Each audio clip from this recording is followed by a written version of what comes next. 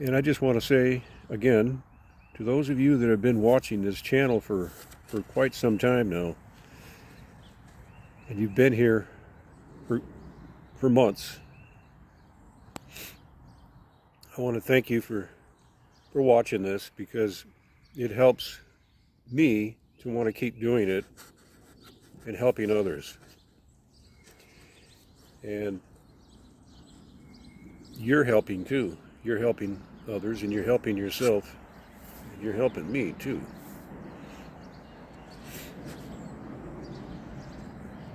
So thank you for that. And if you happen to be somebody new that's just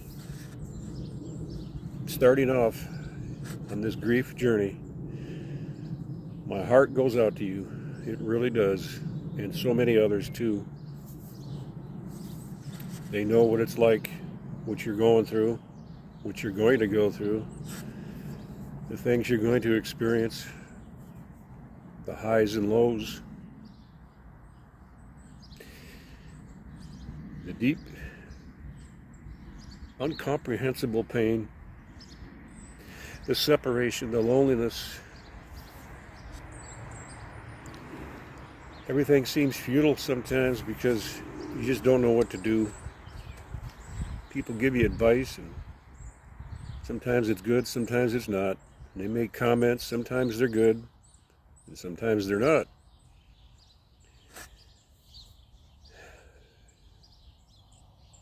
One thing I know, we all grieve differently, in different ways. Different patterns, perhaps, is a better word. Things don't always fall into place like the experts may tell you. You may go from point A to point Z, and anywhere in between at any given time. Instead of a nice squiggly line going up, following a pattern, it might be like this. That's what mine was. It's just going to take time. Maybe a lot of it. It will.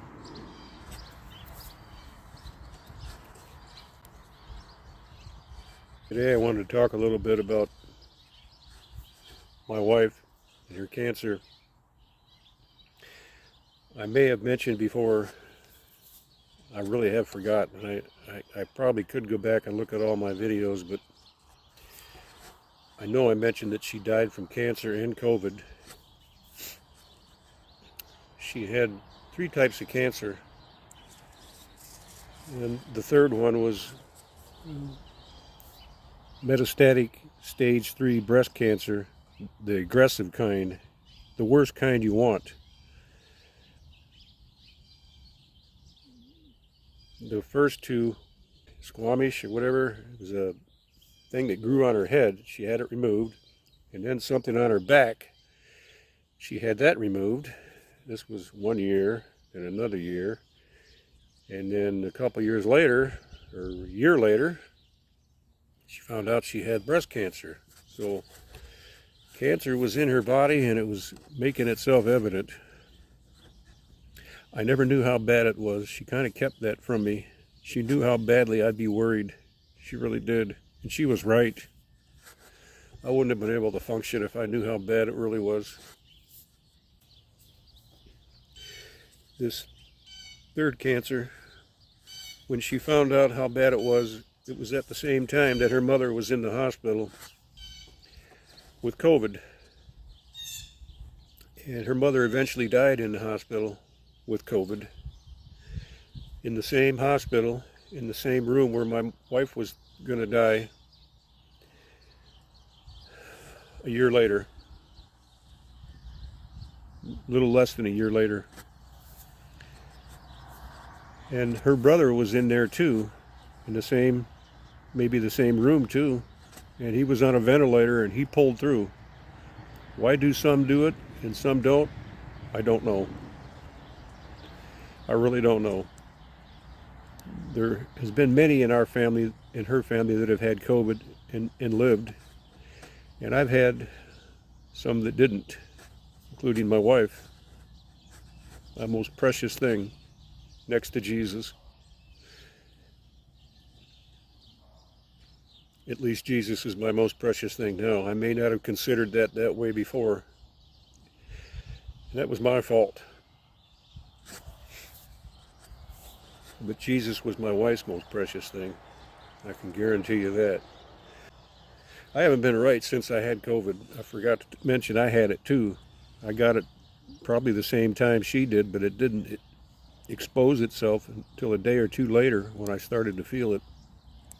And at that point, I had already dropped her off at the hospital. I believe that was the 18th of January. I dropped her off, never knowing that she wouldn't be coming home again.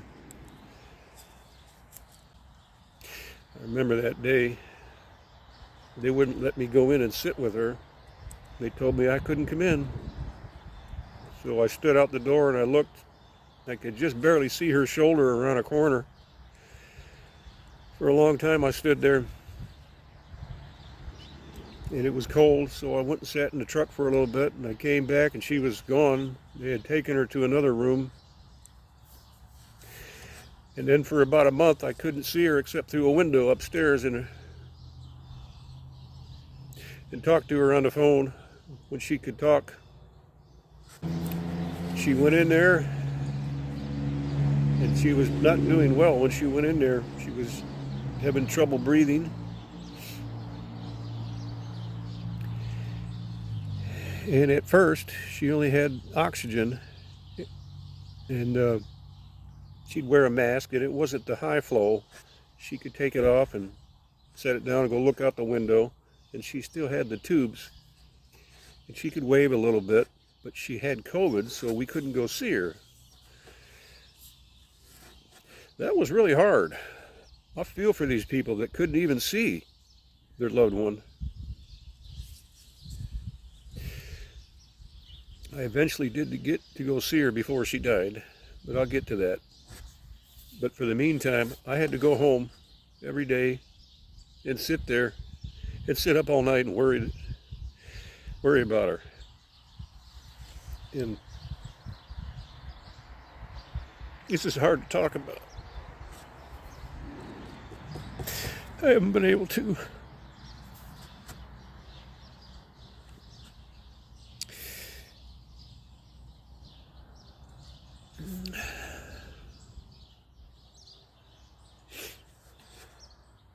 I would think about her. She would text me, tell me what she's going to do when she got home and how much she wanted to get better and to get some prayers out for her so she could get out of there. We never stopped believing that God was going to heal her and take her out of there.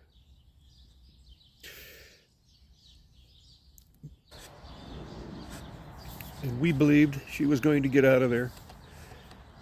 She didn't want to take the stuff they were offering her, remdesivir. We didn't trust it. I know people have taken it and it's worked okay, apparently. But I don't think it worked for her. I think it made it worse for her. I really do. I don't blame the hospital or the staff there. The nurses were so kind. Just beautiful people. And the doctors, I think, were pretty good too. The hospice were excellent. I would love to give a hug to each one of those nurses and tell them how much I appreciated them praying with my wife and helping her and taking care of her and bringing me clothes and food and toothpaste when I stayed there for 4 days straight, night and day. Yeah, they brought me some clothes, hospital clothes. Where do they do that at? Well, this Beaumont Hospital was a great place for. I'm glad we went there, on one hand, and on the other hand, I'm not, because if she would have went here to this hospital in Monroe, ProMedica, she would have got the antibodies, which I had eventually.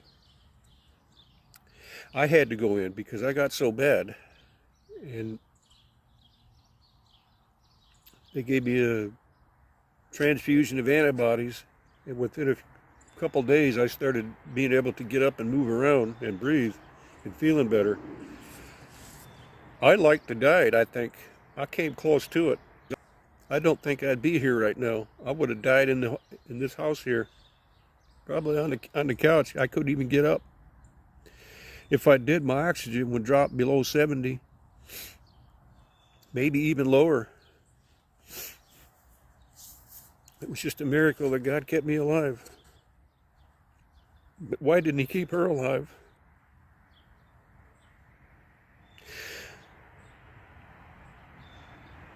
I can't answer that.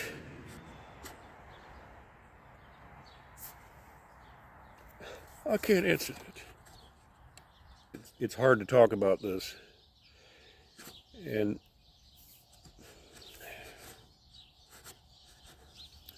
I know you know what I'm talking about. But we didn't want to take that remdesivir. And they told me that she's getting worse and they have to do something. And I kept trying to get her other stuff, other things, antibodies or these other, I forget the terminology for the names of them. I called doctors and people online trying to get prescriptions. She was getting worse, decided to give it to her, but they only did it for a few days because it wasn't working. So they moved her to a different end of the hospital on the same floor, into the room next to the one she died in. And she got better care there. And then they had to move her again when she got worse, right across from the nurse's station. So you could look right out the door at the nurse's station because she needed help constantly. She couldn't take care of herself. She couldn't go to the bathroom. She couldn't get up. They kept trying to get her up. Kept trying to get her to move and sit up. And I'd come in and see her after I didn't have COVID anymore, and she didn't. I called and told them, does she still have COVID? They said, let's check. So they went and checked, got a doctor, and a few hours later, they called me and said, no, she doesn't have COVID. You can come up and see her, but only for 8 hours, then you have to go home. And so I got checked here for COVID, took my sheet of paper, I ran down the hallway up the stairs to go and up the elevator.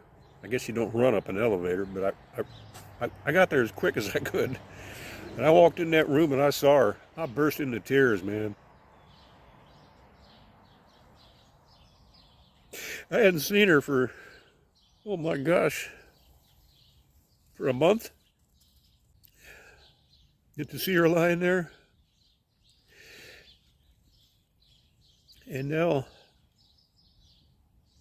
they moved her again to the room where she died in because they had the high flow mask there and they had to put that on her.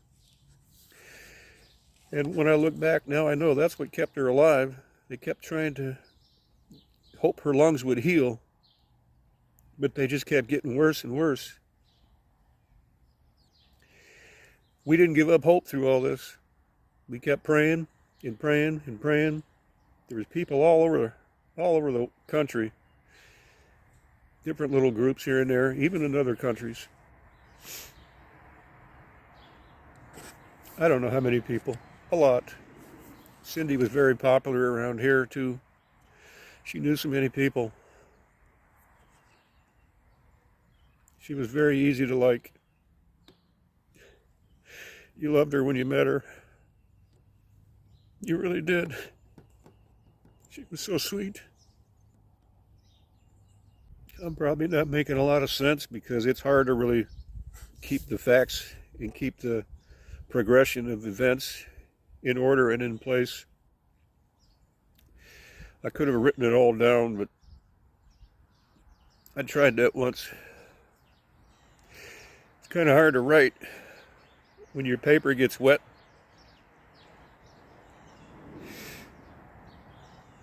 So I thought I'd try it this way first. It's not easy either way. But the doctors didn't really say she wasn't coming out of there, and the nurses really didn't say. Of course, they couldn't. We have heard them say that once you go on a ventilator, you don't come off. Well, her brother did.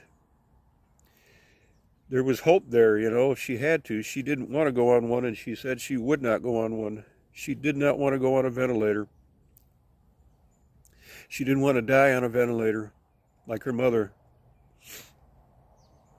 She was with her mother when she died. It was hard for her.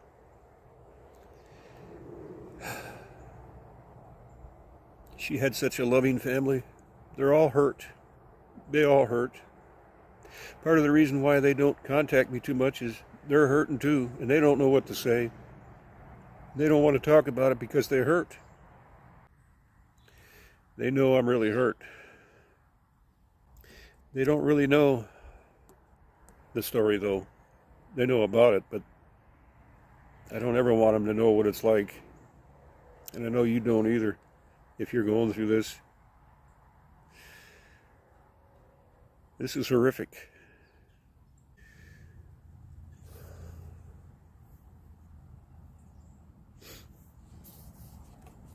There was a time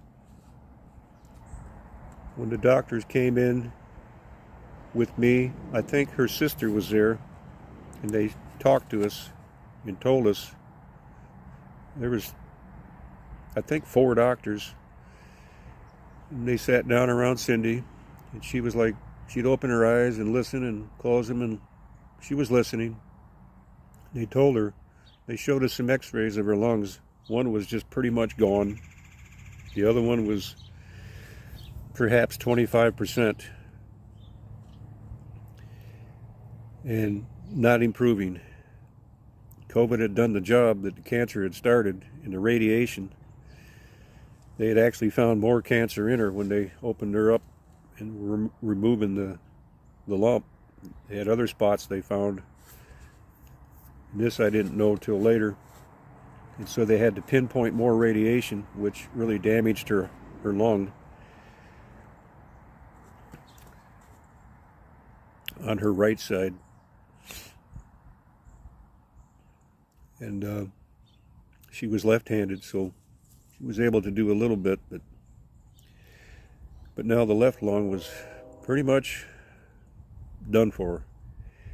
If they took her off the oxygen, it would drop below 60 or thereabouts, and she would start gasping instantly, almost in panic. So they kept her calm with drugs, and her sugar would go up, and there are different names for things. It would all go up and elevate. Then it would drop, then it would go up, and you'd get hope, then you'd lose it, then you'd back and forth. And finally they said, she's got no chance. I think they just wanted to stop this because we were just making her suffer. I didn't want to. People were telling me, you got to. I didn't want to. I believed she was going to walk out of there. I still believed. Even up until she died, I believed a miracle could have happened. But it didn't.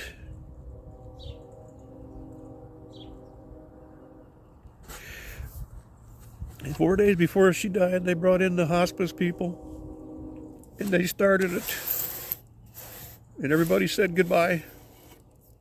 Her friends, her family. As many as could come in there. And there was a lot. They only let so many in, but it was hard on her. At one point she said, stop, stop. She raised her hands and said, stop. It was just too emotional for her. She was having a hard time with everybody there saying goodbye. And at one point, one of the little kids climbed up on her chest and was weeping. And she was patting his back, saying, oh, it's okay. The picture of that is so hard. She cared so much for those kids. We never had kids. They were her kids.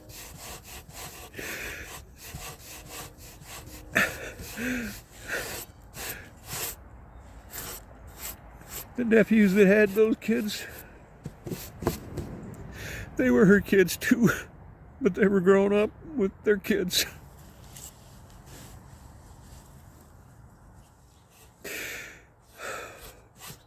There was others there. They just didn't know what to do or how to feel. They just stared blankly. They'd look at her and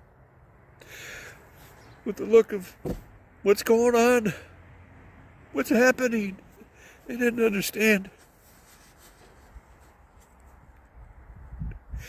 Then everybody left. And she hung on for 3 days, 3.5 days. As we'll say 4. And she died 1:18 in the morning with me by her side. I watched her take her last breath, a shallow one, and then put my head on her chest and listened to her heartbeat slowly, real slow. Then it faded. It was weaker and weaker. And then it stopped, and I waited and waited and waited, and there was no more.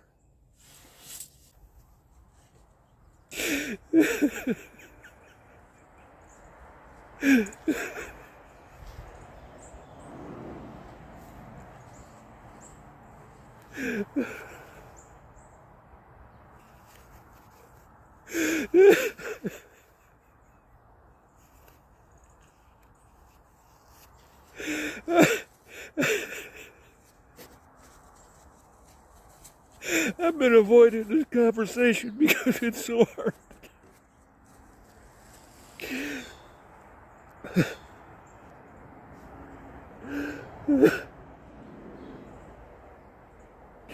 I know a lot of you have had similar experiences, and some said goodbye and never got to see him again. I feel for you.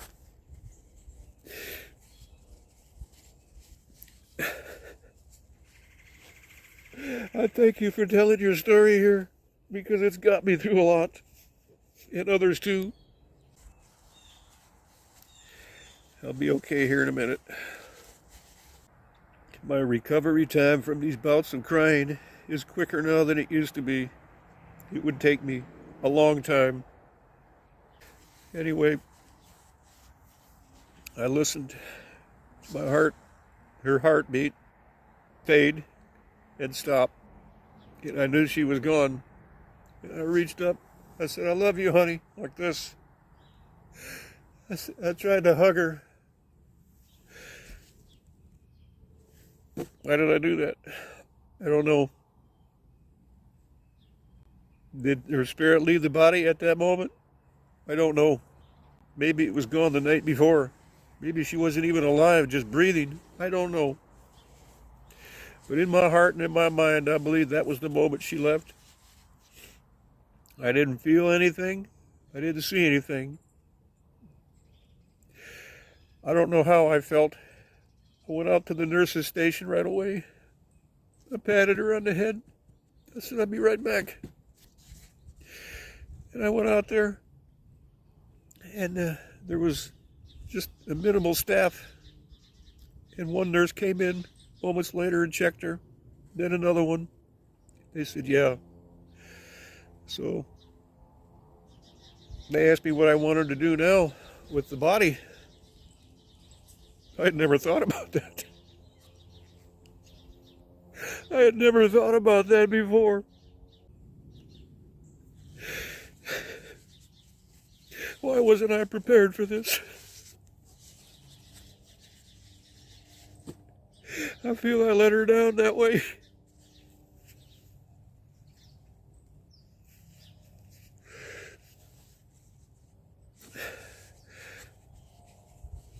I finally got a hold of the funeral home and our friend Brian from the funeral home. He called right back. He knew about her situation because they knew each other real good. They went to a Bible study at the funeral home.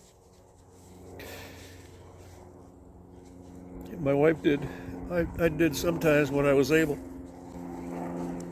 But he had someone come pick her body up. And I waited there and talked with the nurses and security guard. And then I'd go in and look and come back out. And I'd go in and look and come back out.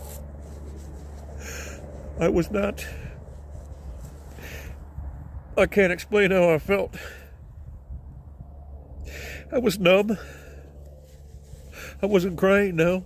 I was just numb. What just happened?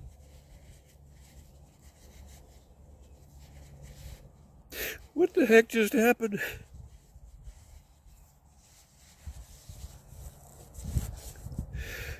I went out and the nurses started preparing the body, her body. And some security guards came along too. And then one of them left and brought the guy up eventually. And they went in and got her all ready and put a rose on her chest. I think it was a rose. And I went in again and said goodbye before they zipped her up and took her away.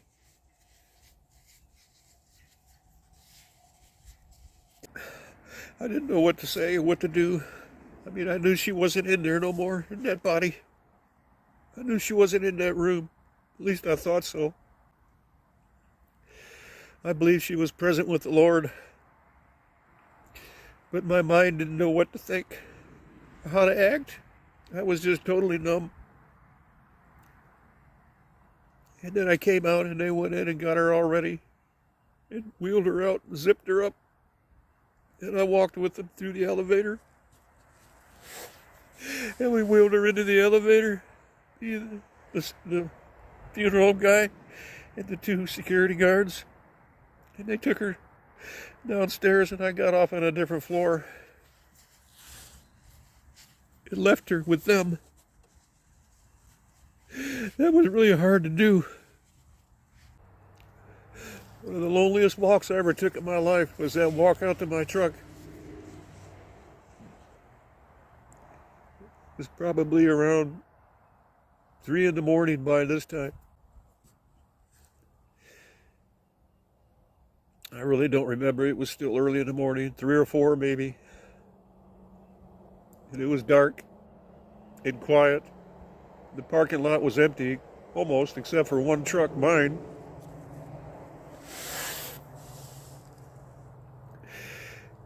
And I walked out to that truck, bawling like a baby.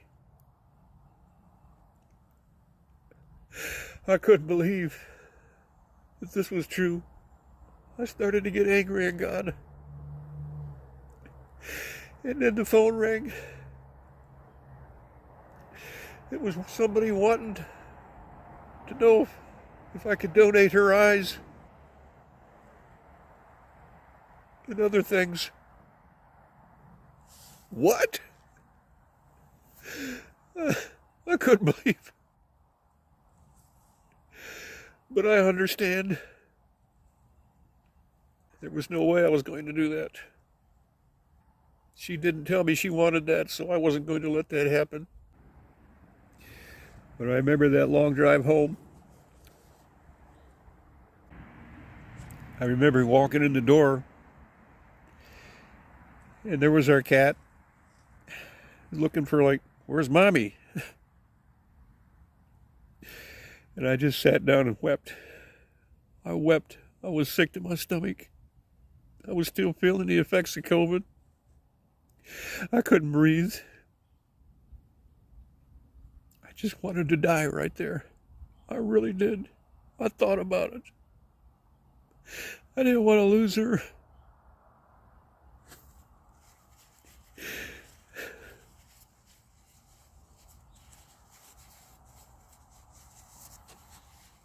I'm going to have to stop this.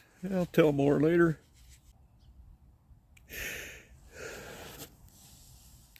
This life that I'm living now, it is so different. I've had some times of joy talking with certain people, talking with some of you. Yes, I've learned a lot through this. I've learned so much. I've learned how fragile life is. and how your plans, if they don't include God,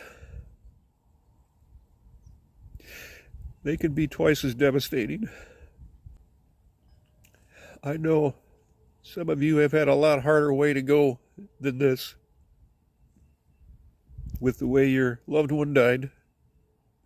The circumstances involved and revolving around it may have been very, very traumatic. I got that. I can see that on a lot of you.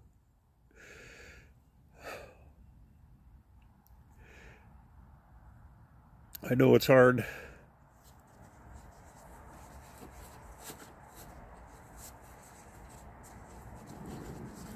I only hope that this helps somebody. As much as this hurts,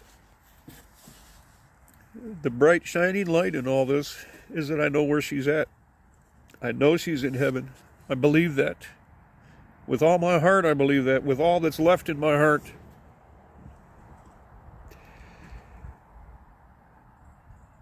I believe I'm going to see her again. I don't know what kind of relationship we're going to have. It won't be like a marriage like here. But you can't tell me that after loving someone like that, you're not going to be like this in heaven. It's got to be something there.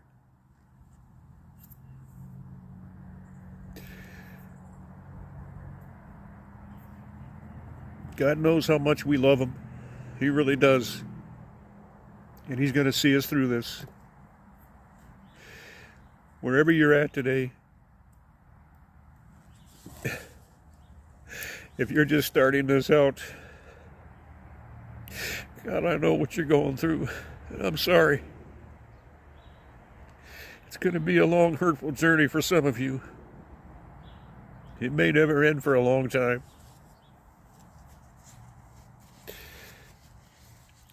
But I can tell you for certain it will get better. In some ways, in some degrees, it will get better.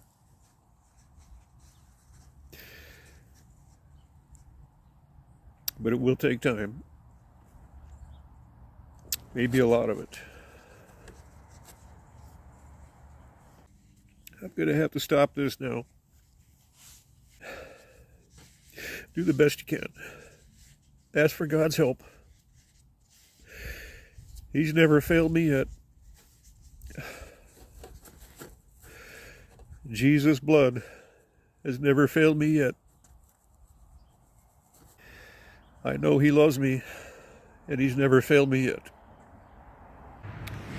This is just very hard to talk about without crying and going through these high and low emotions. And I'm sure it's going to be for some time. So, God bless you and be with you. May he bring you peace and comfort. In Jesus' name. Amen. Okay. Bye for now.